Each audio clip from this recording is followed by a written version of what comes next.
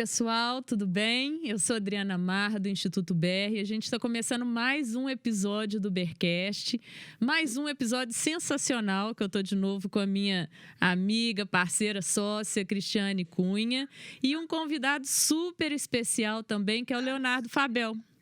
O Léo eu conheci fazendo a minha formação em coaching, em gestão das emoções. Ele era sócio-diretor da Mentes. E hoje a gente trouxe ele aqui porque o Léo tem uma super experiência na indústria, mais de 20 anos. Ele é formado em engenharia elétrica ou eletrônica que fala, Léo? Desculpa. Eletrônica. Eletrônica, desculpa. E aí, nesse meio tempo, ele foi se percebendo mais admirador da área de gestão de pessoas e foi migrando e tal, e fez gestão de projeto. E hoje ele leciona também desde 2007 para cá, em mais de 11 instituições. Hoje ele é professor de pós-graduação, de graduação e MBA e leciona a disciplina de negociação. E nada melhor, mais latente, hoje, que a gente ainda vivencia aí um certo confinamento por causa do Covid, que conversarmos sobre negociação e conflitos, né? Porque acho que diversos tipos de negociação estão acontecendo hoje, né, Léo? Então é isso, eu queria dar um oi para a Cris primeiro. E o Léo hoje vai ser vítima da Cris, viu, gente? Porque a Cris é mais a área dela, negociação em empresa e tal. Então eu tô passando a bola, tá? Vou assistir de camarote aqui, Léo. Olá, pessoal. Tudo bom com vocês? É um prazer estar aqui de novo, né, para poder conversar com o Leonardo aí, super especial aí nessa área, está bem alinhado com a gente do Instituto BR, está bem ligado também à área aí das emoções e das empresas, então acho que é um casamento bem legal, assim, dessa entrevista, e a gente, né, obviamente vai absorver aí o máximo que a gente puder do Leonardo para compartilhar conosco aí nesse momento, obviamente também, né, cada um com as suas particularidades aí vai poder aprender um pouco com ele e bater um papo bem gostoso aí para a gente, né, compartilhar isso tudo. Seja bem-vindo hoje aqui ao nosso BRcast, Léo. Obrigado, Cris. Obrigado, Dri. Agradeço aí pelo convite. É a segunda vez que eu participo do BRcast. A primeira vez foi como um dos entrevistadores aí, sentei do seu lado aí, né, Dri? E hoje eu estou aqui como o entrevistado, né, o participante aqui a ser entrevistado. Então é um prazer, agradeço aí a parceria que a gente vem construindo já de um tempo para cá. Que bom, beleza. Então, Léo, vamos começar aí, né? Eu brinco que é bem igual a tríade lá da Adriana, né, do Go Up, que a gente trabalha com a tríade também dos pais, dos professores e dos alunos, e no seu caso é a tríade da arte da negociação, né? Conta um pouquinho para a gente aí dessa tríade, do que exatamente nesse momento aí do Covid, nesse momento que a gente está passando, a gente pode aprender com isso tudo. Essa tríade, ela foi uma construção ao longo aí de muitos anos, praticando e colocando no dia a dia mesmo dos meus projetos e dos meus trabalhos a prática da negociação. E mais recentemente eu cheguei nessa tríade que eu trabalho não só negociação e gestão de conflitos, mas eu trabalho também comunicação e influência e trabalho domínio emocional. Então, eu considero aí que essas competências de negociação, de comunicação e influência, de domínio emocional, são 3 competências que todo profissional ele precisa desenvolver. São competências aí, eu acredito que base, são fundamentais para a gente não só obter bons acordos, não só desenvolver relacionamentos de longo prazo, construir relacionamentos de confiança, mas também para a gente ter uma atuação aí mais suave, mais sutil nesse mundo louco que a gente vive, porque um dos princípios que eu adoto no meu trabalho é que o mundo ele pode ser um local mais amistoso para a gente viver. A gente vive aí cheio de conflitos, cheio de diferenças, cheio de conflitos de ideias, e com um nível de tolerância baixíssimo, é o que a gente tem acompanhado nesses últimos anos aqui no Brasil e no mundo como um todo, e eu parto do princípio oposto a esse, eu parto do princípio que a gente pode transformar o nosso ambiente, e transformando o nosso ambiente a gente pode impactar de uma maneira mais geral aí para que a gente tenha um mundo mais amistoso para a gente viver. Eu parto do princípio que as pessoas elas são boas, que as pessoas elas têm um lado bom, e nos meus processos de negociação eu procuro extrair esse lado bom das pessoas. Ah, que bom, está bem alinhado assim, né, com o Instituto DER, com o que a gente acredita também nesse mundo VUCA que a gente fala, né, que é tão complexo aí, ambíguo, enfim. E dentro desse cenário atual, o que muda nas negociações, assim, no nosso dia a dia? O que você tem sentido que tem impactado nas relações, nas negociações, né, e mediações que você conduz? Eu sempre defendi que a negociação está muito presente no nosso dia a dia. A gente negocia boa parte do nosso tempo, a gente passa boa parte do nosso tempo negociando, e nesse contexto que a gente está vivendo hoje, essa crise que a gente vive, traz uma insegurança muito grande para todo mundo, e um cenário de incerteza muito grande também. Nesse cenário de insegurança e de incerteza, a gente passa a precisar negociar. Ao mesmo tempo que a gente precisa negociar coisas de curto prazo, a gente tem aí uma necessidade de enxergar a situação como um todo.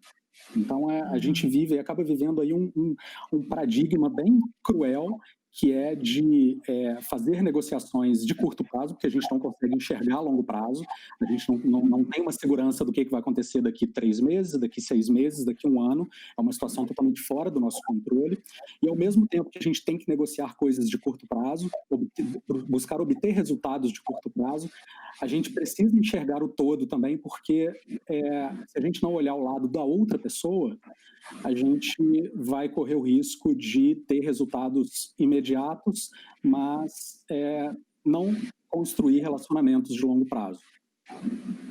Sim, a gente falou, inclusive, em um Bearcast sobre isso, né? A importância de construir relações que sejam duradouras e sempre ter, né, essa mediação para ter um ganha-ganha, porque às vezes você ganha numa negociação, mas lá na frente você está perdendo a construção de um relacionamento que poderia, de fato, ser bem mais duradouro, né? Então, hoje a gente não está mais voltado só para o lucro, para a sobrevivência. Não sei como que, né, tu vê isso aí, inclusive nesse cenário atual, porque é como você disse, né? Até os próprios filhos ficam o tempo inteiro negociando com a gente. Então, tudo vem desde a infância de negociação, né?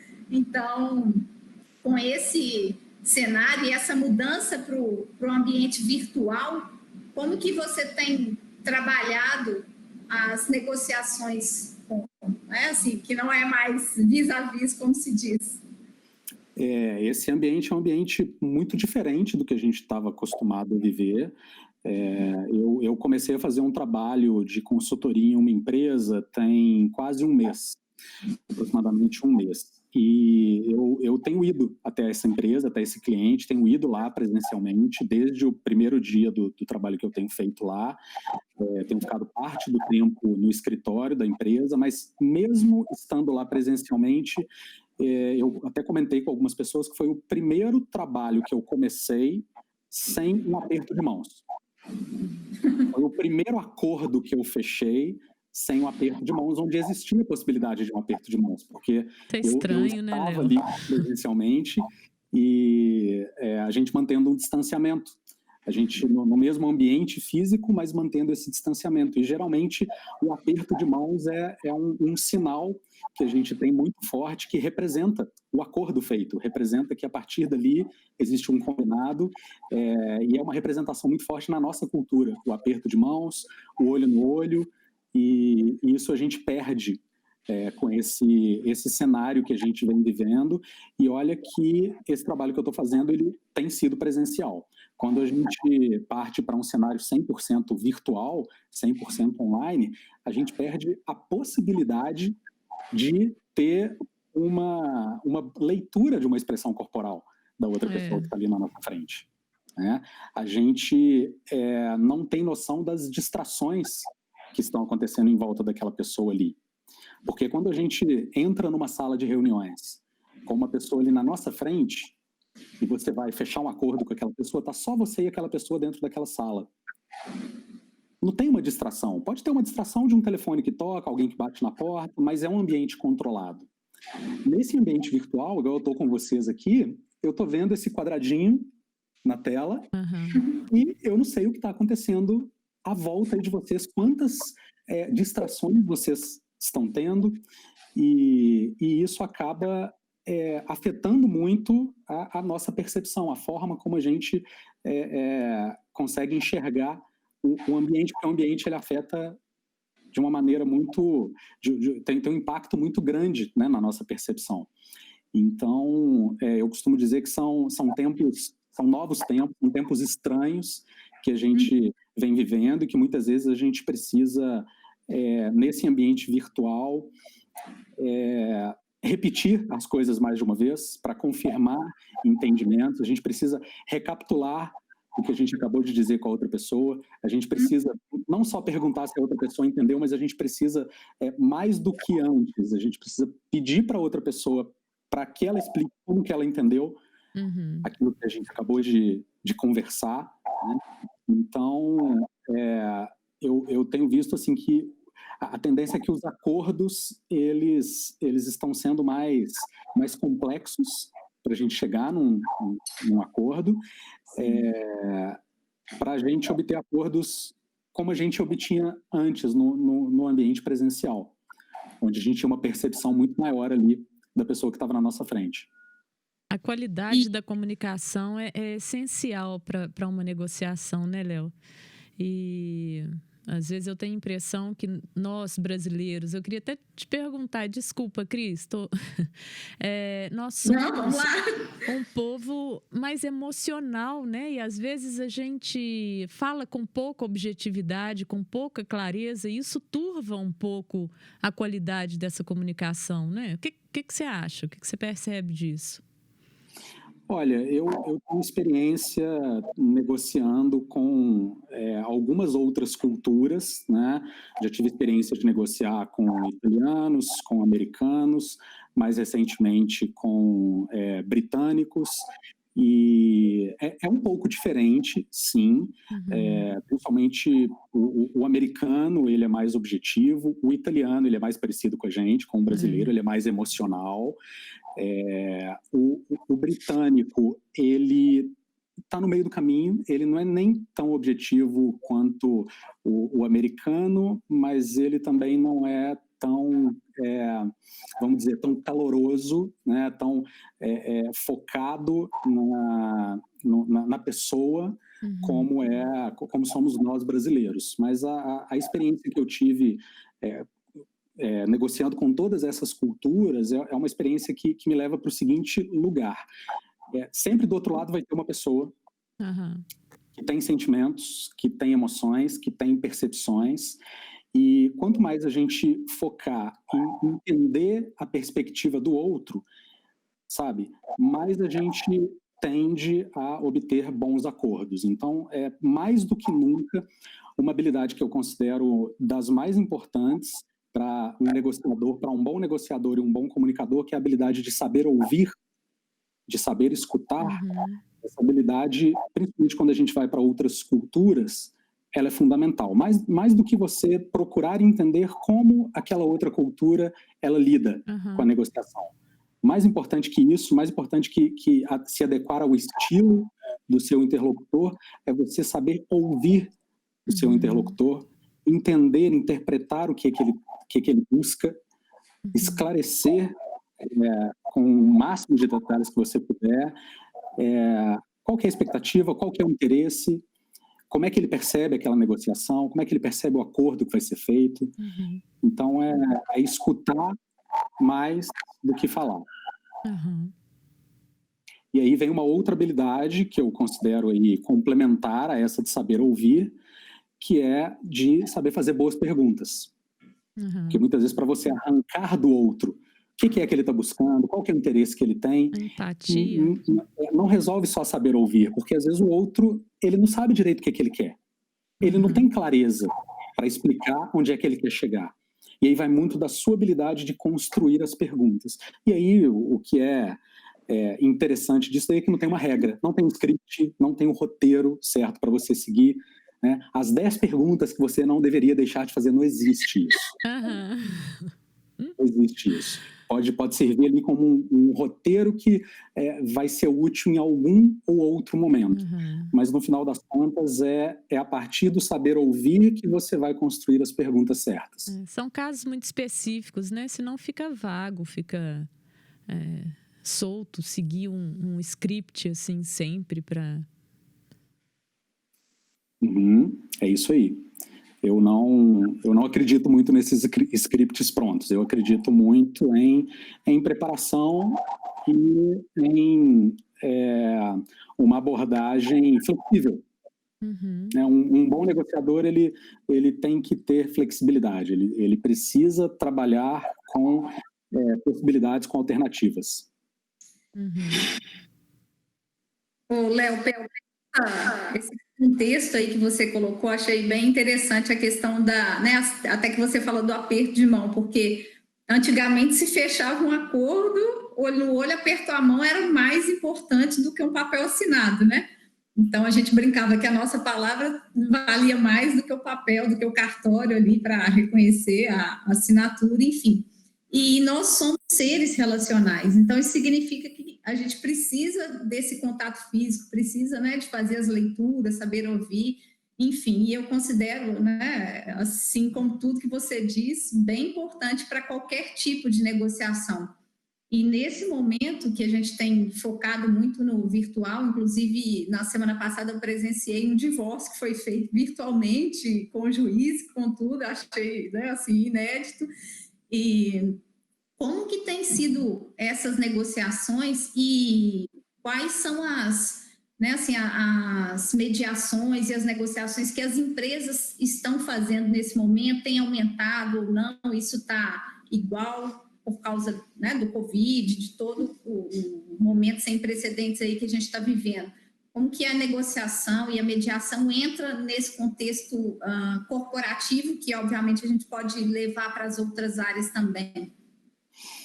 Nesse contexto corporativo, a gente sempre precisou negociar, a negociação sempre foi muito presente, e eu acho que o que entrou de informação nova dentro desse contexto é que a gente precisa negociar algumas coisas que a gente não precisava negociar antes. A substância das novas negociações são substâncias novas. As empresas até então não precisavam negociar a jornada de trabalho com boa parte dos funcionários, não precisavam negociar o formato do trabalho remoto, porque boa parte delas não tinham um trabalho remoto, ou esse trabalho remoto ele era algo pontual e temporário. Não precisavam negociar com o proprietário de um imóvel uma redução do valor do aluguel, porque aquilo ali não tinha argumento para aquilo ali, né? Então, o novo cenário, ele traz novas informações de entrada que levam para o dia a dia do mundo corporativo a necessidade de negociar algumas coisas que a gente antes não estava preparado para negociar, não estava acostumado a negociar. E do outro lado, a gente vai ter pessoas ali que estão inseguras com o momento, que estão angustiadas com o momento. E quando a gente começa a trabalhar com negociação, a gente percebe a importância que as emoções têm em um contexto de negociação. Como você bem disse aí, Cris, somos seres relacionais e somos seres emocionais. As emoções, elas têm um impacto muito grande nas nossas tomadas de decisão. Existem diversos estudos que mostram que as nossas decisões, elas são decisões emocionais. Por mais que a gente racionalize, por mais que a gente coloque ali em números, por mais que a gente coloque numa planilha uma decisão que a gente vai tomar, de comprar alguma coisa, no final das contas, tem um componente emocional muito forte naquela decisão. E esse componente emocional, ele ganha uma evidência muito grande nesse cenário que a gente está vivendo, porque a gente vai negociar com uma pessoa do outro lado que é bem provável que ela esteja fragilizada com o momento. É bem provável que ela esteja sendo impactada com essa crise que a gente está vivendo. Se ela não estiver sendo impactada diretamente, pode ser que tenha alguém muito próximo a ela que está impactada diretamente. Ou pode ser que ela não está impactada ainda, mas ela pode ser impactada em breve. Né? Então, esse impacto das emoções, eu acho que ele se torna algo mais poderoso, mais do que aplicar corretamente as técnicas de negociação, mais do que aplicar um método de negociação, mais do que adotar um script de negociação, mais do que nunca, eu acredito que é importante a gente olhar pela perspectiva do outro e a gente procurar entender como que o outro está vivendo este momento de mundo que a gente está passando agora. Porque aí você consegue, entendendo o lado do outro, você consegue ter uma visão maior do cenário. E a leitura do cenário, ela faz toda a diferença.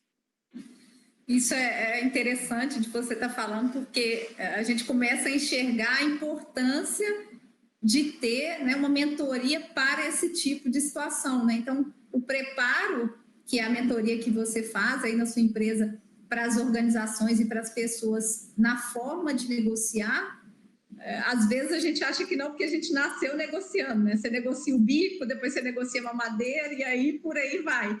Então, nessa experiência e ao longo desses anos, você percebe essa diferença nas pessoas que são preparadas para negociar, que estão, de certa forma, voltadas, né, para essa leitura, para o saber ouvir, para fazer perguntas e cuidar das emoções, né, não na postura corporal nesse mundo virtual e com as distrações, mas você ainda consegue ter essa diferença assim, no resultado dessas negociações? Com certeza, Cris. Assim, fazendo um breve histórico aí da minha carreira, incluindo o tema negociação nesse histórico, eu venho estudando e me preparando para ser cada vez melhor como negociador desde 2004, vamos dizer assim, no aspecto profissional.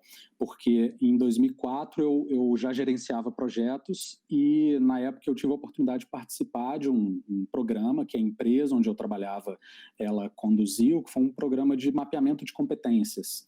E nesse mapeamento de competências, as consultoras que trabalharam com alguma das pessoas lá da empresa, elas identificaram pontos fortes e pontos a melhorar. E um desses pontos a melhorar, o ponto que teve destaque para mim na época, foi a competência de negociação. Eu precisava melhorar a minha competência de negociação. Eu trabalhava gerenciando projetos. Quem gerencia projetos precisa negociar o tempo inteiro, negocia com a equipe, negocia com o gerente funcional, negocia com outro gerente de projeto, negocia com o cliente, negocia com o fornecedor. Eu passava boa parte do meu tempo negociando e buscando acordos. E apareceu para mim ali uma deficiência. Eu tinha dificuldade de falar não. E pela minha dificuldade de falar não, eu tinha dificuldade de chegar a acordos equilibrados. E a partir dali eu comecei a estudar esse assunto. Na época, me recomendaram 2 livros. Recomendaram começar pela leitura de 2 livros, que inclusive eu indico e recomendo para todo mundo. O primeiro livro é Como Dizer Não. Título bem objetivo. Como Dizer Não, da Marie Radu. Um livro, é um clássico do comportamento humano. E eu acredito que muitas pessoas vão se identificar com isso que eu estou falando, porque eu conheço muita gente que sente a dificuldade de dizer não. Quando você aprende a falar não, é libertador, né, Léo? Quando a gente aprende a falar não, é libertador, né? É libertador. Eu dei bastante, mas é um ponto a melhorar, mas estou em construção, estou evoluindo. E muitas vezes, quando a gente deixa de dizer um não para uma outra pessoa, a gente está dizendo um não para a gente. E quando eu percebi isso, aí a coisa fez toda a diferença. Então, nessa época, eu fui ler esse livro, Como Dizer Não, e eu fui ler o livro Como Chegar ao Sim. Que parece algo paradoxo, né? Parece um paradoxo. Como dizer não, como chegar ao sim, peraí. Mas muitas vezes a nossa dificuldade de dizer não nos leva a uma dificuldade de chegar a bons acordos, de chegar ao sim. Chegar ao sim é você chegar a um acordo justo para as duas partes, bom para as duas partes. Então, esse livro, Como Chegar ao Sim, ele traz as bases do método Harvard de negociar, que 3 pesquisadores, professores da Universidade de Harvard, eles desenvolveram esse método de negociação e a base desse método é apresentada nesse livro, Como Chegar ao Sim. E aí, de lá para cá, eu vim cada vez mais me aprofundando nesse tema e fiz cursos de negociação, fiz cursos de técnicas de negociação avançadas e vim aprimorando cada vez mais. Em 2015, eu saí da indústria e eu comecei a empreender, então montei uma escola, que foi a Mentes, aqui em Belo Horizonte, onde eu tive a oportunidade de conhecer a Adriana, que foi uma das nossas alunas lá, e nessa época eu senti a necessidade de negociar também, como eu negociava já no contexto da gestão de projetos, mas negociar a partir de uma outra perspectiva, dentro de um outro contexto. E eu passei a precisar negociar tudo, porque é uma empresa pequena, uma empresa com uma equipe super enxuta, onde eu e meu sócio, a gente fazia praticamente de tudo dentro da empresa.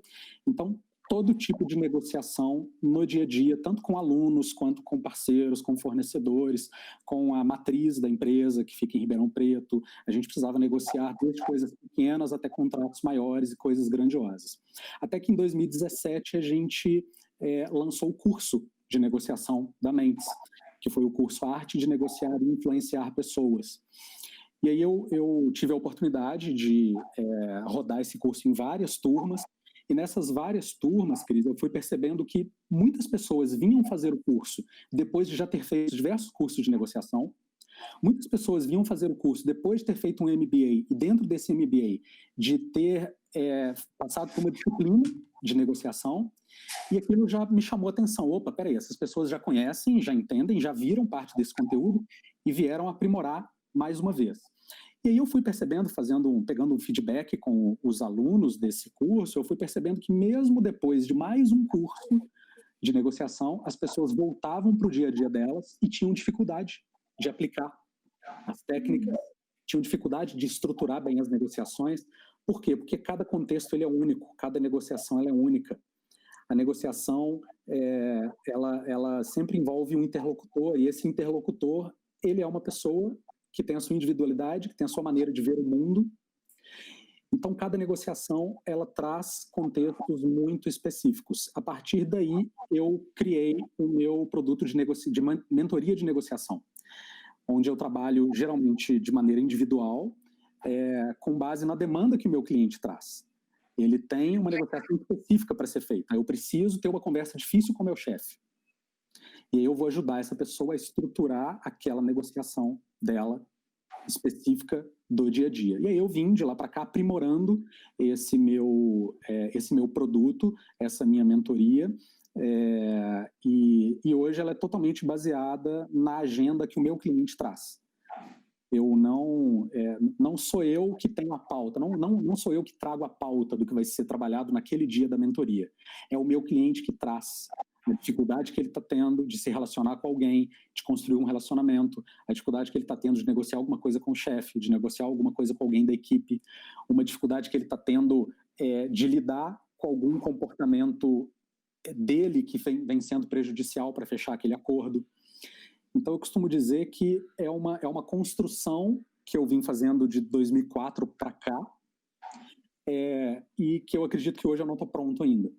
E nem espero estar pronto, porque quando a gente acha que está quase pronto, vem um Covid-19, vem uma pandemia, vem uma quarentena como essa, um ambiente completamente novo, que traz necessidade de novas abordagens.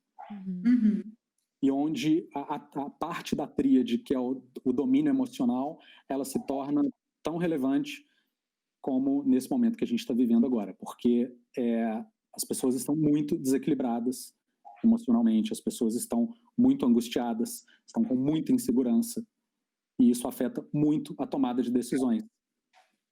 Sim, isso é um produto, assim, pelo que eu estou entendendo, bem direcionado, bem personalizado para a demanda que a pessoa tem, mas que serve para a vida dela como um todo, porque as técnicas que ela vai aplicar ali em uma negociação, certamente ela vai levar para outras frentes, né, para outras questões nesse sentido. E como que você falou agora no final, né, que o emocional está totalmente relacionado com essa parte de negociação. Então, me chamou a atenção o fato das pessoas voltarem para fazer cursos de negociação, mesmo tendo um histórico disso. E aí me vem o que eu e a Adriana sempre prezamos pela questão da continuidade, da constância. Não adianta a gente ir lá e fazer um curso de imersão, fazer um aprendizado, se a gente não tem uma continuidade nisso. E aí, né, você tem uma catarse ali naquele momento, você tem, né, um super aprendizado, mas no seu dia a dia acaba não fluindo. Então, achei bem interessante isso aí. E essa continuidade que você faz, essa mentoria, vem muito de encontro com isso, porque aí aquele conhecimento vai ficar enraizado na pessoa e ela vai levar de fato aquilo para a vida, né? É isso aí. Dá para a gente sentar aqui e ficar conversando horas, mas eu queria que, se você pudesse, dar um case para a gente, um exemplo que você pudesse, né, obviamente preservando aí as pessoas, compartilhar que foi, né, assim, te trouxe motivação, que te brilhou os olhos, assim, que tu tem orgulho de falar, esse case foi bem legal, assim. Legal. Só antes disso, só complementando algo aí que você trouxe, dessa constância da aprendizagem, tem dois conceitos que têm sido muito aplicados hoje no mundo da educação, que são os conceitos de microlearning e de lifelong learning, né? O microlearning são aquelas pílulas, aquele conhecimento que você aplica de maneira pontual, de maneira muito específica, e o lifelong learning, ele é um conceito que vem dentro desse contexto de que a gente tem um aprendizado contínuo ao longo da vida. Já passou o tempo da gente entrar numa faculdade, estudar 4, 5 anos, obter um diploma, e com aquele diploma na mão e com o conhecimento que a gente adquiriu naqueles 4, 5 anos, aquilo ali ser suficiente para a gente ir até a aposentadoria e concluir a nossa jornada profissional dentro de uma organização qualquer. Hoje em dia, as coisas mudam muito, o ambiente muda muito, as necessidades de aprendizagem elas mudam muito, a tecnologia muda muito. Você comentou do mundo VUCA mais cedo, e a gente está aí vivendo a 4ª revolução industrial, uma mudança muito exponencial nessas relações de trabalho,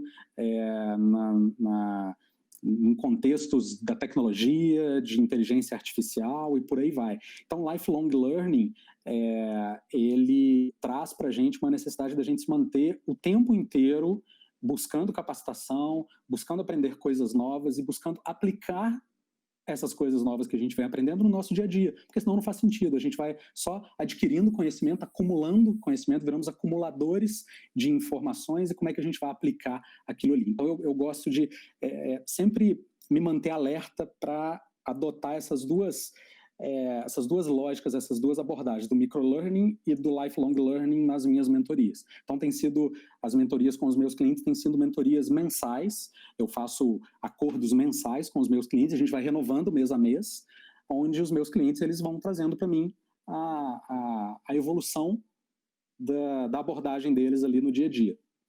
E aí a gente começa trabalhando com algumas coisas, às vezes, muito simples, e aquilo vai se aprimorando, vai se tornando mais complexo, porque a pessoa ela vai sentindo que ela consegue obter melhores resultados a partir de novos comportamentos. Que legal. A gente trabalha com esse conceito, nossos posts, enfim, treinamento, sempre tem o hashtag lá, lifelong learning, que a gente... Legal. Acredita nisso aí, então acho que isso não foi combinado, eu não tinha visto isso de vocês. Nós nos conhecemos agora, inclusive, aqui virtualmente. Apesar da Adriana já ter feito o curso lá, eu, como moro aqui em Porto Alegre, não tive a oportunidade ainda de pessoalmente conhecer o Léo, mas em breve estaremos aí presencialmente. Isso legal. Aí. Case para a gente agora, para compartilhar, se quiser. Curiosa aqui. Compartilhar, sentir à vontade. Mais recentemente, alguns clientes que eu trabalhei, eu tive um caso de uma cliente que ela tinha dificuldade de ter conversas difíceis com o chefe dela. Ela não conseguia entrar. sabe? A conversa ela não rendia. E ela queria ter uma conversa difícil com o chefe, aí ela trouxe essa necessidade, essa situação para mim, e eu fui trabalhar com ela, uma forma dela se estruturar, dela se preparar para essa negociação. Então, procurando enxergar o ambiente como um todo, tem uma técnica em negociação que a gente utiliza muito, que é a técnica do camarote, que é você imaginar que naquele momento da negociação você está ali, você e seu interlocutor, como se estivesse no palco de um anfiteatro. Vocês dois estão ali. E a técnica do camarote consiste simplesmente em você procurar enxergar aquela situação em perspectiva, enxergar de maneira dissociada da situação. Então, a ideia da técnica do camarote é que você se imagine saindo daquele palco do anfiteatro e indo lá para o camarote, para enxergar de longe o que está acontecendo naquela situação. E aí você consegue enxergar a sua postura, a sua abordagem, como é que você está lidando, o impacto do que você está dizendo ali e como é que a outra pessoa ela está reagindo àquelas coisas que você vem trazendo também. E aí a gente trabalha essa técnica do camarote, a gente trabalha também uma técnica chamada de perspectiva do outro, que é procurar entender o que o outro espera dentro daquela conversa, qual que é a expectativa do outro. E muitas vezes a gente não sabe qual que é a expectativa do outro, daí a importância de fazer perguntas corretas para que o outro consiga nos explicitar o que ele está buscando ali, o que ele quer, qual que é o objetivo dele naquela conversa ali. E esse case dessa minha cliente foi muito interessante porque ela não só conseguiu, nessa conversa difícil, atingir o objetivo que ela tinha naquela conversa em específico, mas a relação dela com o chefe mudou completamente a partir dali. A partir daquela conversa, foi uma conversa muito aberta, muito transparente, muito ampla, onde ela conduziu a negociação, ela foi a dona da comunicação, ela conduziu a comunicação de maneira estruturada, de maneira planejada, e a partir dali ela conseguiu construir uma relação de confiança com o chefe dela. E a partir dessa relação de confiança, o chefe dela se abriu completamente com ela, o canal de comunicação abriu. E a partir dali, a relação dos dois se transformou numa relação baseada em confiança, uma relação baseada em transparência, uma relação muito mais aberta, e ela ficou com a sensação de que aquilo foi um passe de mágica, assim, de que aquilo aconteceu como num passe de mágica. Ela falou, nossa, eu fico impressionada de ver como é que ele está lidando diferente comigo, ele está confiando em mim, ele está me ouvindo mais, ele está me escutando mais. E isso por conta de um momento de uma negociação bem estruturada e bem conduzida. Ah, que legal. Bacana. Isso tem muito a ver com a criação do vínculo, né? Tudo isso aí que você falou, quando ela cria a relação de confiança, ali ela cria o vínculo e faz toda a diferença para frente. E muitas vezes a gente não alinha expectativas com a pessoa, né? Então ela tem uma percepção, o chefe às vezes tinha uma outra percepção, e aí quando consegue fazer esse vínculo, aí a informação flui e o vínculo, né, a relação de confiança são duradouros aí. Muito legal. É o que mais acontece. Ai, que legal. Eu sou apaixonada por mediação, né? Não sou expert igual você, mas adoro mediação. Acho que tudo, né? A gente, quando eu brinco assim, quando a gente quer que dê certo, vai dar certo. Se quer que dê errado, vai dar errado. Então, depende de que lado do muro que você está. Então, se você puder, assim, né, deixar uma mensagem para a gente, um recado que você considera importante aí para as pessoas que estão ouvindo a gente. Quero, né, antes aí da Adriana, te agradecer imensamente. É uma honra estar aqui falando contigo, poder trocar um pouco aí da experiência e aprender com você nessas situações do seu dia a dia, com toda a experiência aí, né, em grandes indústrias e todo mundo acadêmico também. Então, te agradeço, né, mais uma vez pela participação aí conosco. Espero logo poder encontrar contigo aí pessoalmente, poder apertar as mãos e, né, a Dri aí também, morrendo de saudade da minha amiga. Agradeço aí pelo convite também de estar aqui de novo em mais um Vercast e vamos para sua mensagem para quem está nos ouvindo. Legal, obrigado aí, Cris, obrigado pelo bate-papo, foi super tranquilo, nem vi a hora passando aqui, a gente podia ficar até amanhã de manhã falando desse assunto aqui, que é um assunto muito bom, né? extremamente rico e que eu acho extremamente relevante para esse momento que a gente está vivendo, né? Bom, se eu puder resumir aqui em uma mensagem ou algo que eu acho super importante nesse momento que a gente está vivendo e que tem a ver com o contexto da negociação, com o contexto de chegar a bons acordos, com o contexto da gente transformar o nosso ambiente num ambiente mais amistoso para a gente viver, eu acho que eu poderia resumir em exercite a empatia, sabe? Eu acho que a falta de empatia ela é uma das grandes dificuldades da gente construir relações de confiança, é uma das grandes dificuldades da gente construir relacionamentos duradouros, é uma das grandes dificuldades da gente chegar a acordos que são equilibrados e que são favoráveis para os dois lados. Porque, partindo do princípio aí que a empatia significa você se colocar no lugar do outro, né, somos seres individuais, cada um de nós tem a sua visão particular de mundo, cada um de nós tem as suas opiniões, tem a maneira de enxergar as coisas. O que é um acordo favorável para mim pode não representar um acordo favorável para você, e a partir do momento que eu procuro enxergar a situação a partir da sua perspectiva, fica mais fácil de buscar uma solução alternativa, de identificar algo que talvez não seja tão bom para mim ou talvez não seja tão bom para você num primeiro momento, mas que a gente combine que lá na frente, quem está perdendo agora, talvez lá na frente essa pessoa vai ganhar alguma coisa. E eu acho que assim a gente exercita, inclusive, o respeito pelo próximo, o respeito pelo outro, que eu acho que a empatia tem tudo a ver com respeito à individualidade, respeito a ponto de vista, e eu vejo que é o que está faltando mais no mundo hoje, com essa tolerância baixíssima que a gente vê, e isso dificulta muitas vezes a gente chegar a acordos favoráveis, equilibrados, porque a gente muitas vezes não concorda com o ponto de vista da outra pessoa, e isso faz com que a gente entre numa competição para que a outra pessoa que não pense igual a gente saia perdendo. Uhum. E no final, somos todos aqui, estamos todos, né, debaixo da mesma tempestade, né, cada um no seu barco, mas somos todos iguais e ninguém é melhor do que ninguém. Então acho que exercitar a empatia e o respeito pelo outro é o ponto de partida aí. Massa. Legal. Muito bom, muito bom. Léo, quero te agradecer do fundo do coração de novo por mais essa participação. O Léo já contribuiu pra caramba como co-host, né? Quando a gente entrevistou junto a Marília, e agora como entrevistado, então, show de bola, sensacional. Muitíssimo obrigada, viu?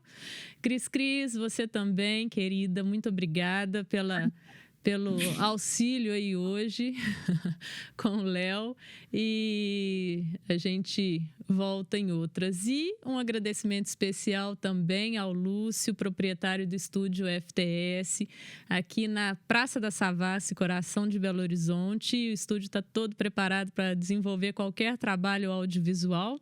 Muito obrigada também. E é isso aí, pessoal. Um beijo e até a próxima. Um beijo e até a próxima, pessoal. Um grande abraço. Posso deixar meu contato? Ô, Léo, claro, sim. Claro. Desculpa, eu ia te perguntar e esqueci. O meu Instagram, que é o @leonardo.fabel. Fabel F de faca, A, B de bola, E-L. Então, @leonardo.fabel, vocês me encontram lá no Instagram, é meu perfil profissional, e podem entrar em contato comigo diretamente. Estou à disposição. Foi um prazer estar aqui com vocês. Joia. Muito obrigada. Prazer foi nosso. Um beijo grande para vocês. Beijo. Tchau. Até a próxima. Até. Tchau, tchau.